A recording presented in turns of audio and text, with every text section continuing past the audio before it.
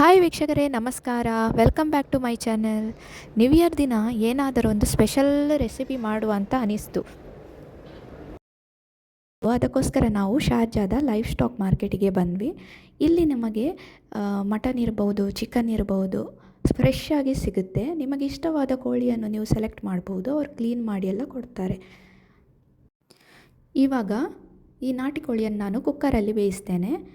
1 ಚಮಚ ಉಪ್ಪನ್ನು ಸೇರಿಸ್ಕೊಳ್ತೇನೆ ಹಾಗೂ ಸ್ವಲ್ಪ ನೀರನ್ನು ಸೇರಿಸ್ಕೊಂಡು ಒಂದು ಗ್ಲಾಸ್ ಅಥವಾ ಅರ್ಧ ಗ್ಲಾಸ್ನಷ್ಟು ಸಾಕು, ಅದನ್ನು ಸೇರಿಸ್ಕೊಂಡು ಇದನ್ನು ಒಂದು 4 ವಿಸಿಲ್ ತೆಗಿತೇನೆ. ನಾಟಿ ಕೋಳಿ ಗಟ್ಟಿ ಇರುವುದರಿಂದ ಅದನ್ನು ಕುಕ್ಕರಲ್ಲಿ ಬೇಯಿಸುವುದರಿಂದ ನಿಮಗೆ ಟೈಮ್ ಉಳಿಯುತ್ತೆ.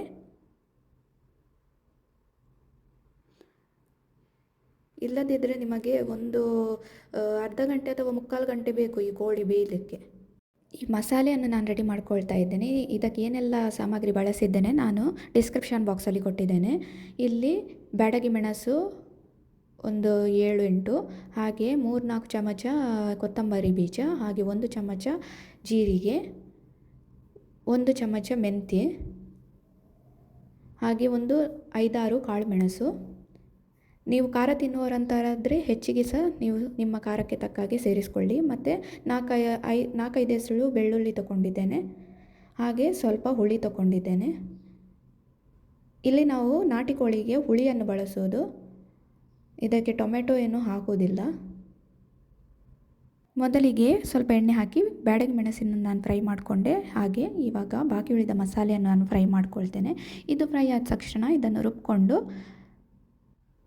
ಪೌಡರ್ ಮಾಡಿಕೊಳ್ಬೇಕು. ಆದರೆ ರುಬ್ಬುವಾಗ ನೀರನ್ನು ಸೇರಿಸಬಾರ್ದು. ನೋಡಿ, ನೀರನ್ನು ಸೇರಿಸದೆ ನಾನು ಈ ಮಸಾಲೆಯನ್ನು ರುಬ್ಬಿದ್ದೇನೆ. ಇವಾಗ ಅದೇ ಕವಲಿಗೆ ನಾನು ಸ್ವಲ್ಪ ಎಣ್ಣೆಯಲ್ಲಿ ಸ್ವಲ್ಪ ಕರಿಬೇವಿನ ಸೊಪ್ಪು, ಹಾಗೆ ಅರ್ಧ ಈರುಳ್ಳಿ ಮತ್ತು ಒಂದು ಅರ್ಧ ಕಾಯಿ ತುರಿಯನ್ನು ಸೇರಿಸ್ಕೊಳ್ತಿದ್ದೇನೆ. ಹಾಗೆ 1 ಚಮಚ ಅರಶಿಣ ಹಾಕಿ ಇದನ್ನು ಚೆನ್ನಾಗಿ ಫ್ರೈ ಮಾಡಿ ರುಬ್ಕೊಳ್ತೇನೆ. 1 ರೌಂಡ್ ರುಬ್ಬಿದರೆ ಸಾಕು ಮಿಕ್ಸಿಯಲ್ಲಿ, ನುಣ್ಣಗಾಗಲಿಕ್ಕಿಲ್ಲ ಅದು. ಮತ್ತು ಒಂದು ಪಾತ್ರೆಗೆ 1 ಚಮಚದಷ್ಟು ತುಪ್ಪ, 1 ಚಮಚ ಎಣ್ಣೆಯನ್ನು ಹಾಕಿ ಅದರಲ್ಲಿ ಸ್ವಲ್ಪ ಕರಿಬೇವಿನ ಸೊಪ್ಪು. ಒಂದು ಪಾತ್ರೆಗೆ ಇವಾಗ 1 ಚಮಚ ತುಪ್ಪ ಹಾಗೂ 1 ಚಮಚ ತೆಂಗಿನೆಣ್ಣೆಯನ್ನು ಹಾಕಿ ಅದರಲ್ಲಿ ಸ್ವಲ್ಪ ಕರಿಬೇವಿನ ಸೊಪ್ಪು, ಹಾಗೆ 1 ಈರುಳ್ಳಿ ಮತ್ತು 1 ಚಮಚದಷ್ಟು ಅರಶಿನ ಹುಡಿಯನ್ನು ಹಾಕಿ ನಾನು ಫ್ರೈ ಮಾಡ್ಕೊಳ್ತಾ ಇದ್ದೇನೆ. ಹಾಗೆ ನಾನು ತೊಳೆದಿಟ್ಟಾಗ ಈ ಲಿವರ್ ಏನಿದೆ ಇದನ್ನು ಸಪ್ರೇಟ್ ಇಟ್ಟಿದ್ದೆ, ಯಾಕಂದರೆ ಇದನ್ನು ಕುಕ್ಕರಲ್ಲಿ ಹಾಕಿದರೆ ಹುಡಿ ಆಗ್ತದೆ. ಅದಕ್ಕೋಸ್ಕರ ನಾವು ಈ ಈರುಳ್ಳಿಯನ್ನು ಫ್ರೈ ಮಾಡುವಾಗ ಹಾಕ್ಕೊಂಡು ಅದು ಗಟ್ಟಿಯಾದ ನಂತರ ಅದಕ್ಕೆ ನಾನು ಇವಾಗ ಕೋಳಿಯನ್ನು ಸೇರಿಸ್ಕೊಳ್ತಾ ಇದ್ದೇನೆ.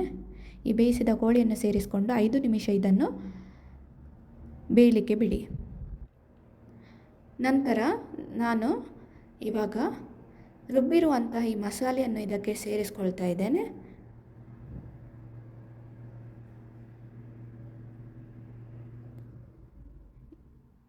ಈ ರುಬ್ಬಿರುವ ಮಸಾಲೆಯನ್ನು ಇದಕ್ಕೆ ಸೇರಿಸ್ಕೊಂಡು ಚೆನ್ನಾಗಿ ಮಿಕ್ಸ್ ಮಾಡಿಕೊಂಡೆ. ಇವಾಗ ನಾವು ರುಬ್ಬಿಟ್ಟಂತಹ ಈ ತೆಂಗಿನಕಾಯಿ ತುರಿ ಏನಿದೆ ಇದನ್ನು ನಾನು ಸೇರಿಸ್ಕೊಳ್ತಾ ಇದ್ದೇನೆ ಹಾಗೂ ಚೆನ್ನಾಗಿ ಇದನ್ನು ಮಿಕ್ಸ್ ಮಾಡಿಕೊಳ್ಬೇಕು. ಮಿಕ್ಸ್ ಮಾಡಿದ ನಂತರ ನಿಮಗೆ ಡ್ರೈ ಅನಿಸಿದರೆ ಸ್ವಲ್ಪ ನೀರು ಸೇರಿಸ್ಕೊಳ್ಳಿ. ನೀರನ್ನು ಸೇರಿಸ್ಕೊಂಡು ಇದನ್ನು ಒಂದು 5 ನಿಮಿಷ ಬೇಯಲಿಕ್ಕೆ ಬಿಡಿ. ಈ ಮಸಾಲೆ ಏನಿದೆ ಚೆನ್ನಾಗಿ ಇದರ ಜೊತೆ ಹೊಂದ್ಕೊಳ್ತದೆ. ಇವಾಗ ನಮ್ಮ ಊರ ಕೋಳಿ, ನಾಟಿ ಕೋಳಿ ಸುಕ್ಕ ರೆಡಿಯಾಗಿದೆ. ಇದನ್ನು ಟೇಸ್ಟ್ ಮಾಡಿ ನೋಡುವ. ಇವಾಗ ನೋಡಿ, ಇದು ನಮ್ಮ ಕೋಳಿ ಸುಕ್ಕ ಒಳ್ಳೆ ಘಮ ಬರ್ತಾ ಇದೆ. ಇದು ಕರೆಕ್ಟಾಗಿ ಬೆಂದಿದೆ ನೋಡಿ, ಚೆನ್ನಾಗಿ ಬೆಂದಿದೆ. ಇವಾಗ ಇದನ್ನು ನಾನು ಟೇಸ್ಟ್ ಮಾಡ್ಕೊಳ್ತೇನೆ. ಈ ಘಮ ಬರ್ತಿದ್ರೆ ಇವಾಗಲೇ ತಿಂದುಬಿಡುವ ಅನಿಸುತ್ತಿದೆ.